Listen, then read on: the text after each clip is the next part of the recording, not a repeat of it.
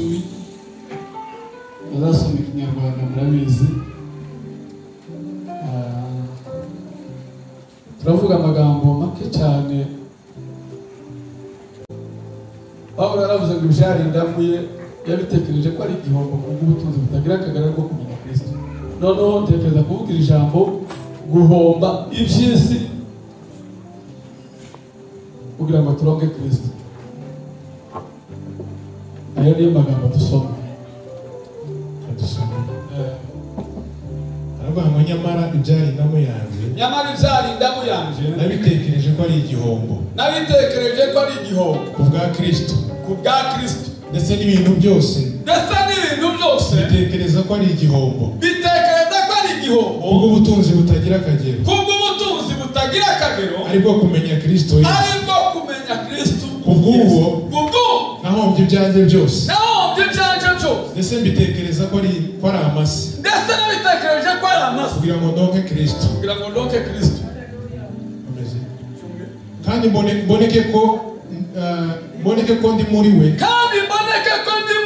Ndafite gukiranuka kwanjye. Kuva ku mategeko.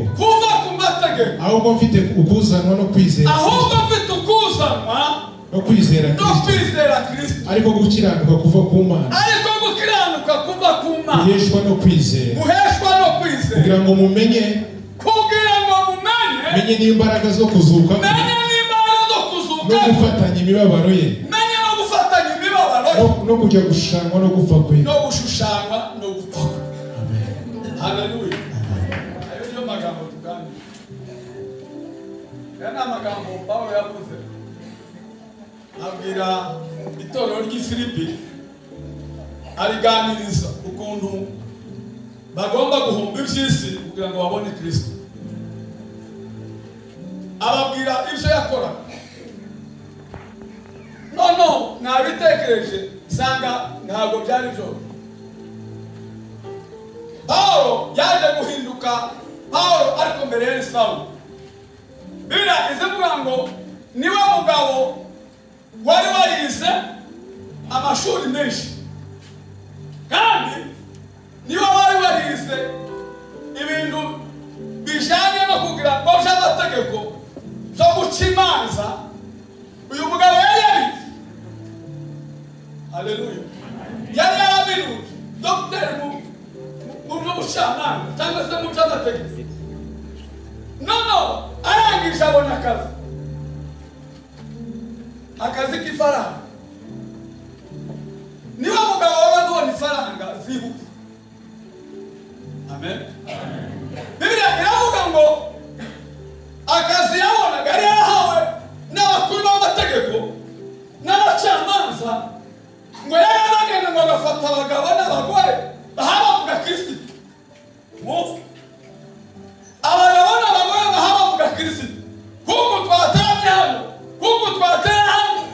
twaje mu rusengero turaye tuvuga Kristo. Yarabonye ifaranga. Amen. Ifaranga zari zinjiye nta kintu.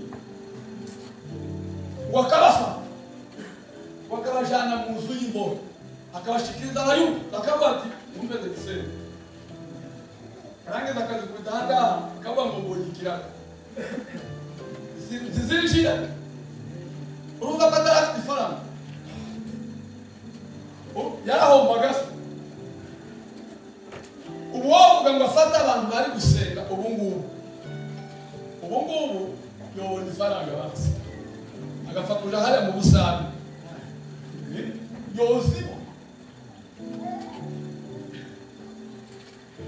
Biblia yavuze ngo umunsi umwe mwumva kuntu bizabigenda kugira ngo abone Kristo. Umunsi umwe. Vuga ngo hari umunsi umwe Imana izi kugendera ikagusa. Umunsi ntabwo ari Mungu. Iyo unabona na Kristo ntabwo ari Kristo n'umwe. Biblia yamagana mwagi Damasiko yumvishije hari ikirago. Bari bamu telefone bati Damasiko hari abantu bataranye. Umugari yishiramo n'amayisikoti ari isaha. Aragenda. umunsi wa mbere ageze i Damasiko ahura na Yesu. Haleluya. Ahura n'umugabo w'umurusha imbaraga, ahura n'umugabo udasanzwe. Bibiliya ivuga ngo abona umucyo uramutunga. Ngo niko bisomye igice cya cyenda uzasoma ayo magambo ngo ahura n'umugabo ngo umukubita hasi, umucyo umukubita hasi. Haleluya. Cyangwa mukubitwe hasi n'umunsi na Yesu. Ndaza kuvuga amagambo atoroshe kandi tugira ngo turi hano gusa. Ariko Yesu ataradukubita neza tuyahonda tugatuveho. Mana sifi. Akabaraga mbere nagize ubwoba muri none. Abantu bari mu kanisa nagize ubwoba. Bibiliya iravuga ngo aragenda ahura na Yesu. Aramukubita hasi umugabo. Imbaraga ziramushira. Icyamba bavuga ngo se uyu muntu ni umpangaye njyewe Sawuli utazuhangana. Jewe nzi amategeko nindi umpangaye. Abari hasi imbaraga ziramushira. Ababaye impumyi inzara iramukubise ngo yageze iminsi itatu atarya atanywa atabona. Umuriro wanaki haba urinde mwana. Bibiliya ivuga ngo hazimbi riramumanukira iramubwira ngo uyu n'uryo urenganya, uyu niwe wakugize gute. Wari wahura n'uwo mugabo imbaraga zikagushiramo, ubwo bwibone bukagushiramo, ako gasuzugura Imana kakagushiramo, uko kurenganya ufite kagushiramo. Ndaza mbivuge neza. Bwana asifiwe. Amen. Yambwiye ko ndi umunyabyaha. Ndimo gushimisha zazisiga. Yambwiye ko ndi umunyabyaha.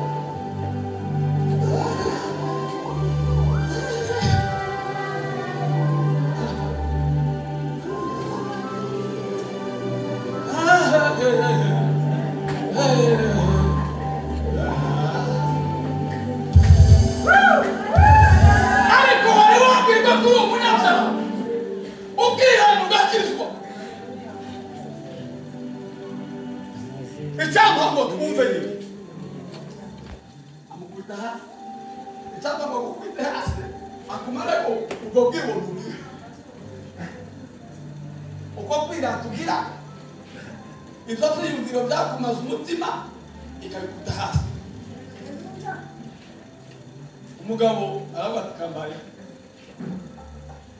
haza umuntu aramubwira ati ibyo wakoze rero ihane, kurangiza kwihana nta kindi nshaka. Izo mbaraga ufite zigomba guhindukira zikabiza zo gukorera ku isi. Nta kindi gushaka, ugomba guhinduka ukamforera. Nizo gusa afata za mbaraga yari yafashe zose. Bibiliya niho yavuze ngo nyamara ibyari indamu yaje. Amen. Aho ngo nyamara ibyari indamu yaje, nabitekereje ko ari igihombo ngo kubw'ubutunzi butagira kabiri ariko kubona neza. Amaze guhura na Yesu, Yesu amwereka ubundi butunzi butagira kabiri, butagereranywa, utoshobora kuba, utohindura n'intoki zangu ubare. Aramumwereka bamaze kubona abakanisa. Nari narahombye ibintu nari naragiye muri nasaze. Atangira kubyina gukorera Imana nta gihombo kirimo, gukorera Imana nta gihombo kirimo.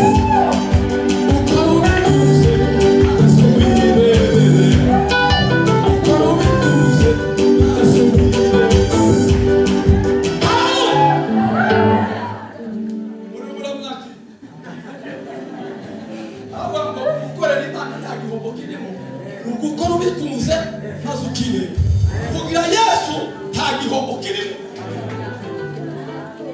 asifiwe. Kuba ufite Yesu nta gihombo kirimo. Kuko yakabona ubutunzi butagira akagero ariko kubona Kristo. Ayiwe Yesu we nanyuzwe nawe, Yesu we nanyuzwe nawe, nanyuzwe kumenya Kristo. Yesu we nanyuzwe nawe, Yesu we nanyuzwe nawe, Yesu we nanyuzwe nawe, Yesu we nanyuzwe nawe. Abantu kama mbaya ngomba gukorera Kristo. Ngo kuko yakabona ubutunzi butagira akagero ariko kumenya Kristo. Dufite ikibazo cyo kutamenya Kristo. Ngo tubone n'ubutunzi bumubitsemo. Nicyo kibazo.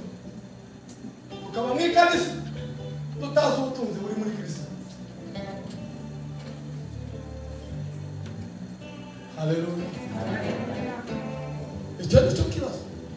Kwibereye n'ahangaha kugira ngo batubone ku cyumweru, kugira ngo tugaragare ko turi ba bishop, ba apotre, ba chidikoni, ba izo zibana.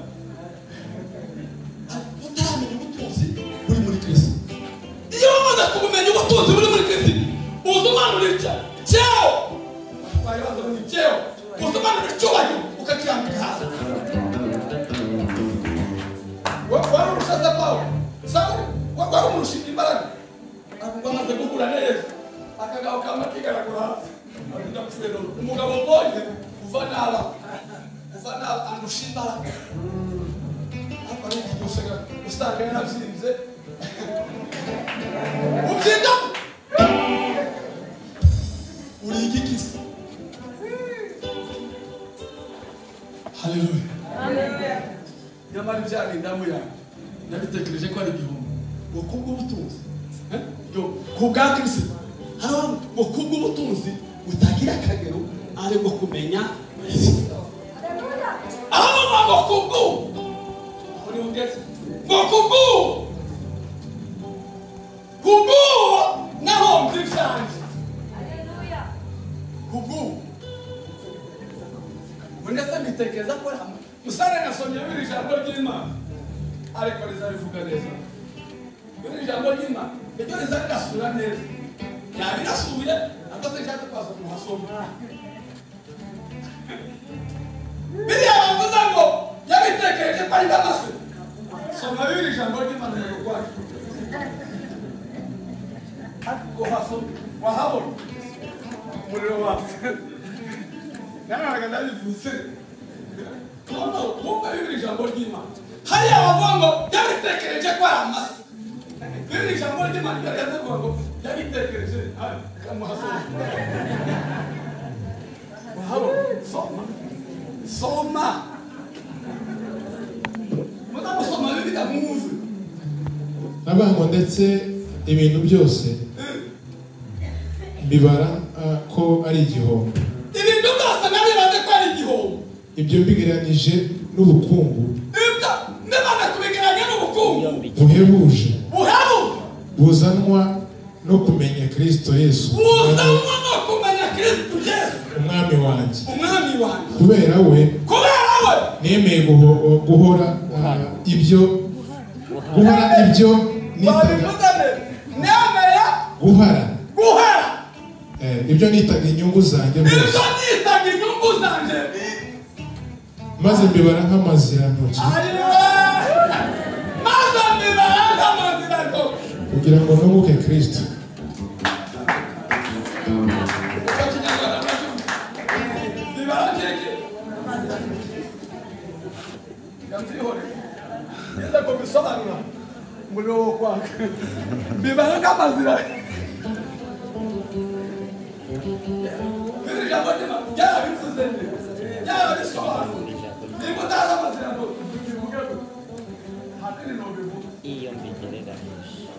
Ariko arotaraza Yesu yarabivuze ngo nabibaze bimeze nk'amazi nka Maxi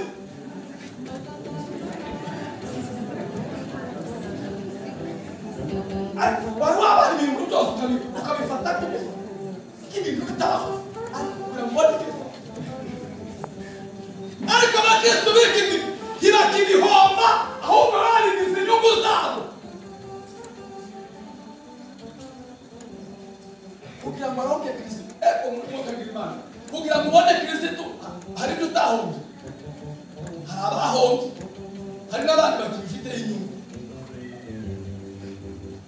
kandi bituma bari mu nzu y'Imana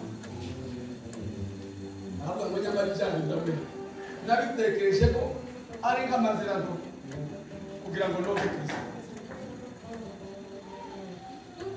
twarahombye hari ibyo twabagamo bitatugiriraga akamaro cyangwa se byatugirira akamaro muri icyo gihe ariko tumaze kubona Kristo turabireka aha ngaha hari abahamya benshi njyewe nibwo ndambivuga ko sinigeze ndabigeraho hari abantu bahagaze mu inzoga zikabaryohera njyewe ntayo naryohewe uryohewe ntayo nigezeho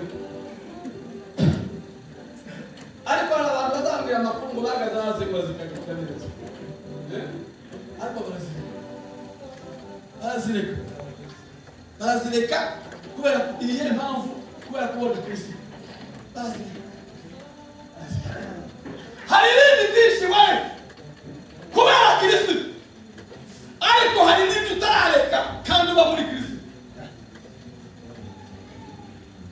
yari uvuze nshake mu ntera amaboko asifiwe sana ukwigisha se turaba Kristo tuzaja mu ijuru tuzaturirimba indirimbo zose tuzaja mu ijuru kubana n'abariyo tukaririmba mw'ijuru ni heza cyane ntakuribwa kuzahaba ntanzara zizahaba ntanzara izahaba tukabivuga mw'ijuru ni heza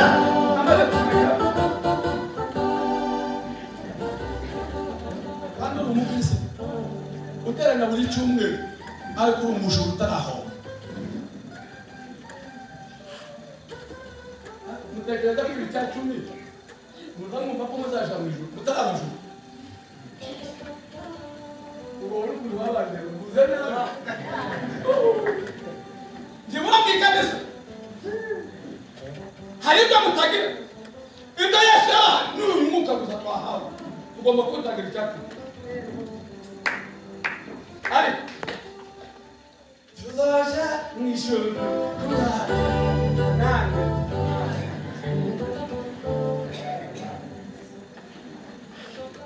mureke duhombe niba twayamenye Kristo nk'umwami n'umukiza tuba abakristo bujuje icyangombwa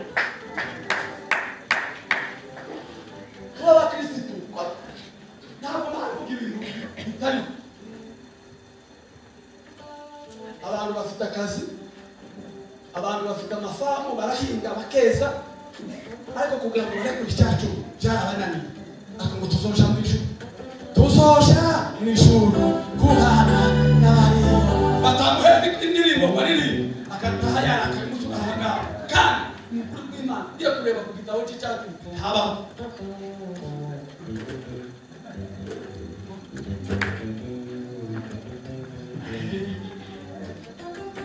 Yesu we nani uswanawe womirwa na Yesu kamwiba simvuge abashumba ntacyo uvuze ntibananjumye ngo mivuge ariko ni kw'ijambo ry'Imana umuntu wemeye guhomba akakira Kristo muzi ubutunzi butagira akagero nasomye Bibiliya nsanga Maraki neza yarabivuze ngo nimungerageze muri byose bamaze mureba ukuntu magomborora imigisha ngo mukaburaho muyikwize none waragaragaje utanga icyacu ubu ni umugisha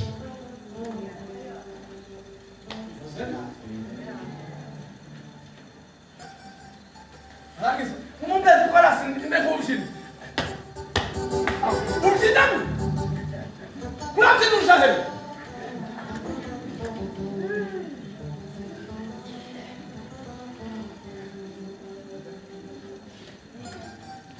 uzareke ndasa kubwira guhomba kuba Kristo akakristo fara mumenye neza cyangwa ni twamuntu cyangwa ni izina hangaha kugira ngo dufate abantu kwigisha abantu patiseni kubwira abantu kuja muri Amerika no kubona visa yo kuja muri Canada bakundi bavuga ati pasiteri hano ubonye imodoka yahe kandi byose ari neza abantu bakavuga neza ngo bamubwiye ko agiye kubona imodoka kuja muri banki uzayibona uzaje kwiguriza muri banki utakoze imodoka uzena angigwate Yesu urebe ukuntu bakora kwezi imodoka uzena ntabwo bisaba amasengesho ntabwo bisaba kwiyiriza bisaba gutekereza ukuntu wabona iyo modoka niba ushaka kurya umunyenga ariko ubanza utekereze ko ito wapfuye akazi kakugana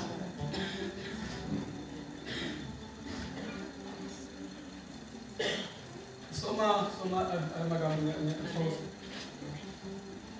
abami ba mbere 19 ndavuga umugabo umwe gusa wahombye umwe gusa kubera kuko yari yabonye Kristo yamutashe muri we aho navuze Sauli ariko twasomye agahinduka Pawulo ariko ndavuga 19 umurongo wa 19 uravuga ibya Elisa na Eliya some mu izina rya Yesu aravuga ngo nuko avayo aragenda asanga Elisa mwene Shafati ahingisha inka zizirikanijwe ebyiri mu mirongo 12 yari yarafashe projet y'ibimasa akazahingifa aje ku murongo ibimasa bibiri ngindo karahingi niyo bakaba wari ufite projet y'itanga wari ufite inyungu idasanzwe Jacinda ntahingisha ariko bagahinga wahinze hectare ukakaya wabaze ukabona imvura ibigori bikera ntiwabona n'inyungu wayibo n'ifumbire washizemo icyo cya Elisa nta fumbire yari afite gusa gahunda y'ibimasa agahingisha yari umuhinzi w'igitanga ugiye kuba iyo mirongo 10 ku bimasa bibiri wabona ibimasa afite bingana abizi ibara Therefore,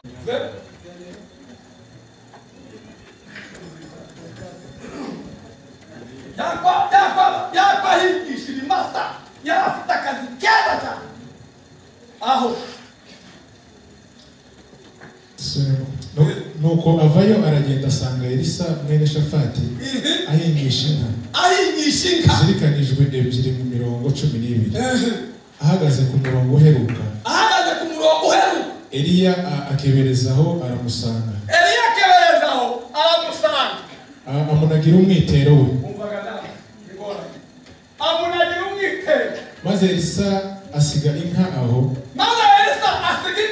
arirukanka akurikira Eliya aramubwira ati ndakwinginze banze ngiye guhoberana na data na mama mbone kugukurikira nawe aramubwira ati subirayo hari icyo gutwaye nuko arorera kumukurikira asubirayo yenda inka ebyiri arazica atekesha inyama ibiti by'imitambiko yazo agaburira abantu bararya aherako aragaruka akurikira Eliya akajya amukorera amen amukorera Eliya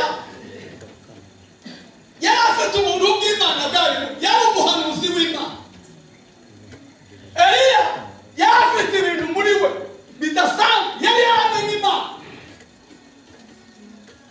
ibisoma neza Eliya ngubwo yari yahindutse isengero Eliya yari umugabo udasanzwe umugabo wari uzi Imana niwe wabwiye Imana ati ndashaka ko izuba ari iva imvura ntiyongere kugwa kugwa iminsi ishaka Imana iramwemera kubera kuko yari yase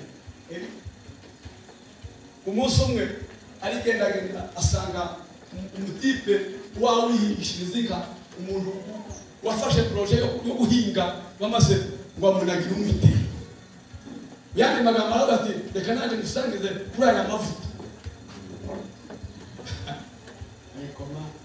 abantu bahawe amavuta bakayana abantu bahawe agakiza bakaka ariko yahaye Elisa amuheza ku mavuta amunagira umwitero umugabo baraza wambabariye abanza kujya gusezera data na mama undi ati cyo kubwisubira hari icyo yari yamushonje muri hari icyo yari yamwinjije muri ngo yagize ama izika zombere shitani izika nubwo seze data na mama izika zombera ikibazo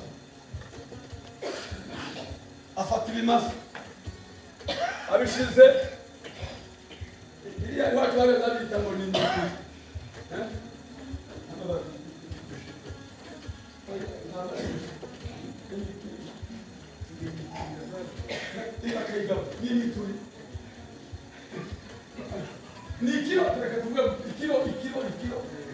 imigabane bafata imigabane aheza abantu bose barajya muri karitsiye abati mugende mugaburira abana sise polinganga nibarabana kiza kari kamwishiye orangize yamayikorera aragenda asanga Yesu wasize kugira ngo usange Yesu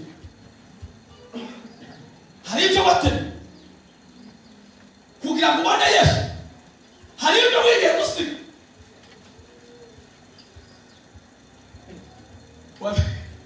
Bwana sifa tunakasha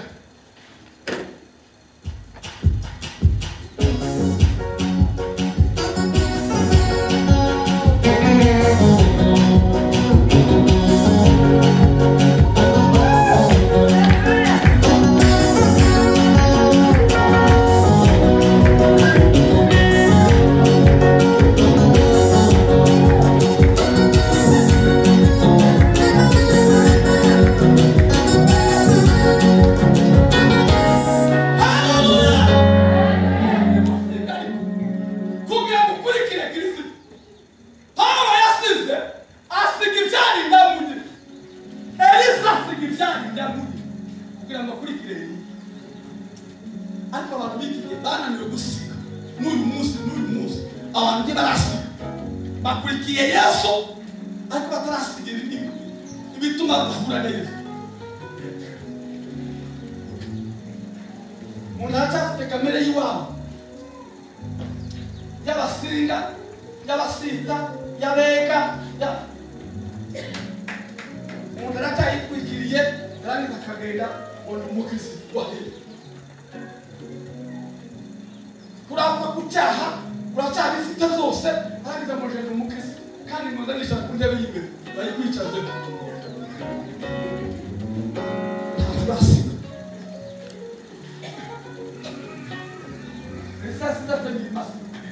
icyo bivuga ko yari yasize kamere yose akurikira Eliya. Haleluya, haleluya, muri kidukiza bizari ndamuya bija biduza wumva biti kuzitia bisike ukurikira Yesu neza neza. Umuhanga amasiteka izakizike shirugo ashirude umazaya baruka nawe Yesu maso mumurani washatse Yesu neza niki wamumuranye kugira ngo uzumwibe icyacu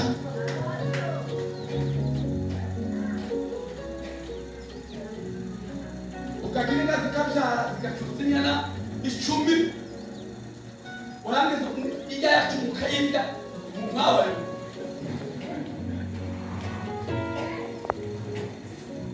ugakamara 50 sare ile ya 50 siya Dari presha no sisa nizima.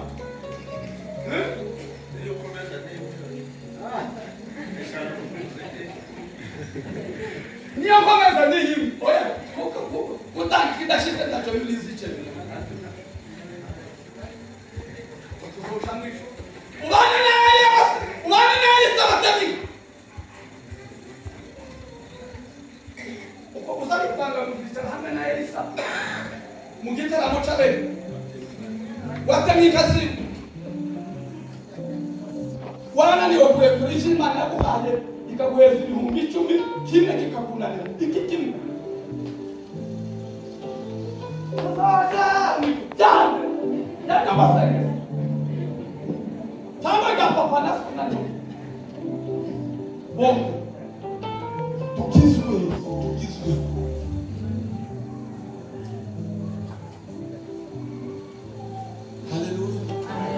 Hallelujah. Tukizwe. Nikigisi gihe cyo kwakira ifeza n'izahabu. Nikisi cyo gihe nigihe cyo gushaka Imana. Kwagira umuntu ntabwo turaba kurenganya Imana. Amen. Ejo undara umugabo watwigishije hariya. Atubwira ngo twarakatiwe. Murabizi ubu twese tugenda twarakatiwe n'urupfu rwo gupfa. Ntabwo twarakatiwe ngo tuzoshurire. Twarakatiwe tuzapfa. Ikibazo ntituzi umunsi. Buri muntu wese agenda yarakatiwe ariko ntuzi umunsi. Kanako nkababwira ko twarakatiwe umuntu ntazi umunsi gusa ariko twarakatiwe. Iyo mpamvu uzugenda ku munsi wawe nta bujurire isaha nigera uzagenda kuko warakatiwe. Hariho mandadare yo kukatira wararangije cyaho cyararangije. Niyo mpamvu ugomba gukiranuka n'Imana kuko ntuzi umunsi cyangwa igihe Yesu azaza. Warakatiwe.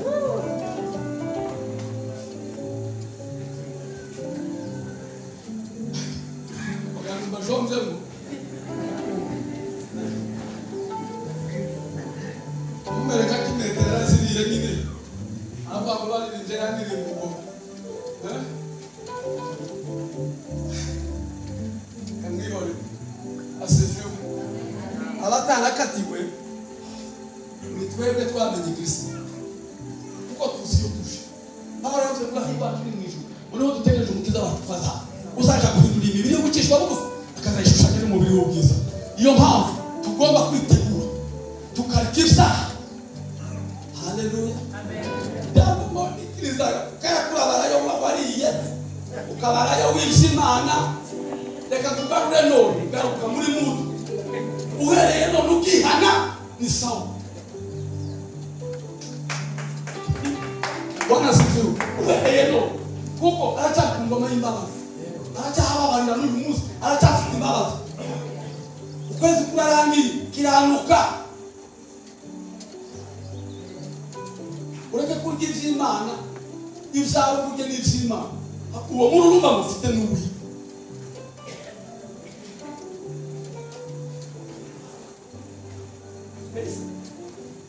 Namutekereje umugabo wafashe akazireza abaturage. Ntiyagurishije yagurasi mbona nandi gatwara ifaranga ajane kwivuga butumwa. Reka yarazitemaguye arangije arabasezerera wakurikiya anja kuba umukozi akazatekera nde ibaze guteka kuba umukozi wari umuntu wishoboye ufitanya ubu mwakwemera umutishima yoza kuba umukozi wanjye umuntu utazi akabonye n'inyungu yose ari kubera impamvu za leta. Umuntu wafata uwo tukaba muvuze ko ari inshuti yanjye ntabwo mututse ni inshuti yanjye. Asisi haleluya. N'ukwiyanga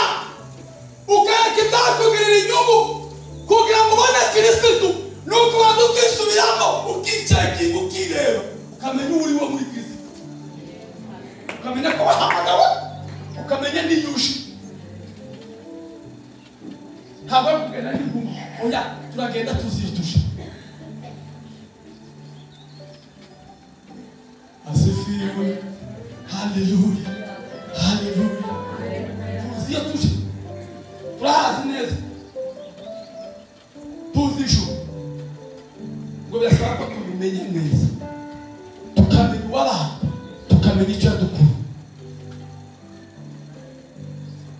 Yesu yadukora igitanda niwe wiyamuye ubumana bwose ngo yisiga ubusa ngo yambara ngo akamera k'umwana w'umuntu yemera gupfa n'urupfu rwo kumusaraba Yesu ariko ubu nyine baracyakubwira nta kintu uriyambura uracyari bose gusa kuba bose ni byiza kubyo twahawe n'Imana ariko nturenganye Imana niba ushaka kuba bose neza reka kurenganya Imana niba uzagenda umeze neza udafite urubanza muri ibyo mwavuze ngo hungu urubanza ruraje yewe ruraje urubanza ruraje yewe ruraje ahita amanuka kaja muri hose yaravuze ngo Uwiteka afitanye imanza na bene igihugu kuko banze ngo nta kuri ngo nta kumenya Imana urumva ubwo rubanza afitanye na bene igihugu afitanye n'abanyarwanda mwebwe nta kuri nta kumenya Imana none murashaka ngo tugire abantu iyo batakigira ukuri ukarenganya icya cumi barangiza ukaja mu ijuru ukaja mu materaniro uhaza ngo uzasha mu ijuru ryari nta kivuze n'icyo nose nta yindi vuze n'akantu kafashe gatoya kandi ni ibintu byoroshye abakirisitu kurenganya muzaba nyatanga muzi ko kuyatanga ugomba kongeraho 5%. Icya cumi wari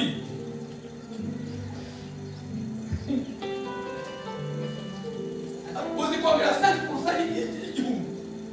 igihumbi kimwe warenganije ukongeraho 5%. Aya madeni n'ishamo nabi mwakoreye Imana hakiri kare kugira ngo mushake izima.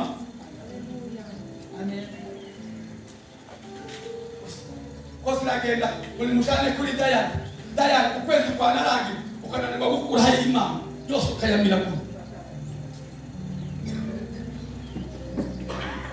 amaze hijiramo inka zapfa amabere waragize ko bamwe inka zapfuye amabere ni wowe wazishe zinaniwe kugwiza umugabo ni wowe ntabwo mwovuga ngo haleluya abantu babayeho kwishyira ibintu bakacisha nibo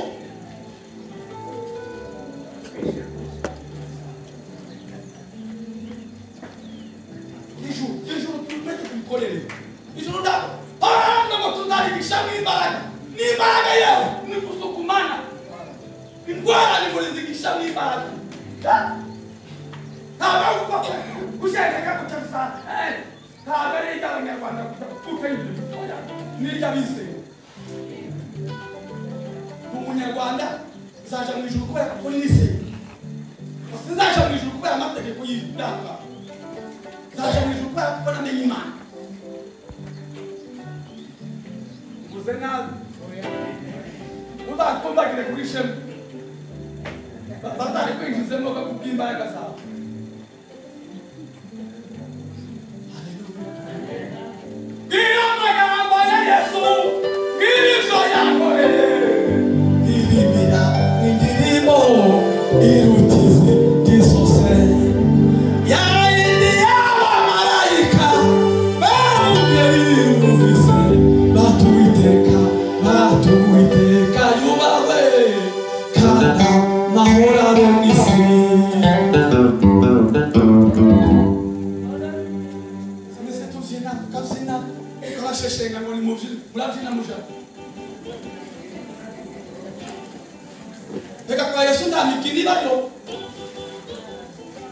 bakurinzira ku muri nimuri umushura ntuzaca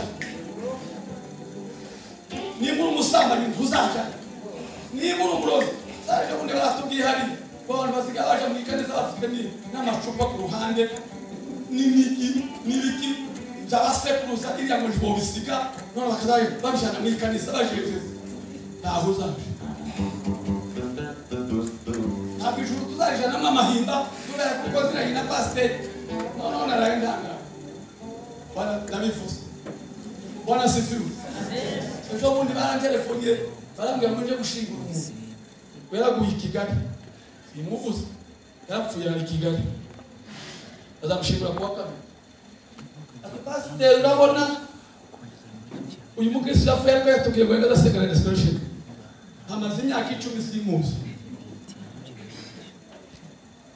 ngo ngweki nitwa neza bavuga izina sinarimo ngo umukristo kazi se hanyuma reka ndaza ngo barize ndebe niba basarije muri restoration ntarahagera basi zagaragaza nze ndebe ko nagira uko nzavuga basi niba habaye kugakaribata zagaragaza aho ngaho nzashushanya niko ngo nabasha no gukora nzajije baba mu ntabwo yigeze nahatana ndangije ndabatelefona ndababwira ngo ahubwo naperereje menya ko yagarasegera muri vivande none mureke mbaheze pasiteri kwa vivande naba mwirwaniza mwaba kristo abantu batabaje mu rusengero ntibamenye pasiteri ntibatanga icyacumi azaza ahagare ku ntumbi yawe kuko wapfuye nagushingura nje kubesha mu mukristo mbere yuko tuvuka nasi hano ngo yabamene mama tufindimbe sinamushingura atari umukristo wacu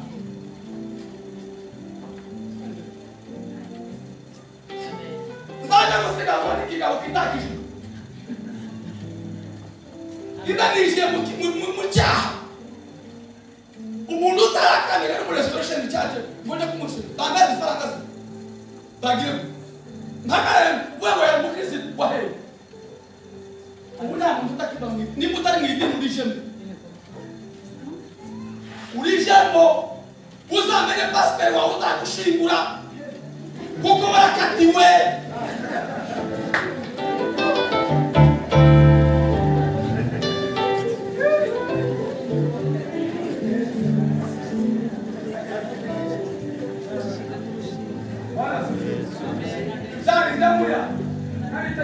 igihombo kuko ubutunzi butagira akagera ariko kumenya Kristo Imana ibambe rwose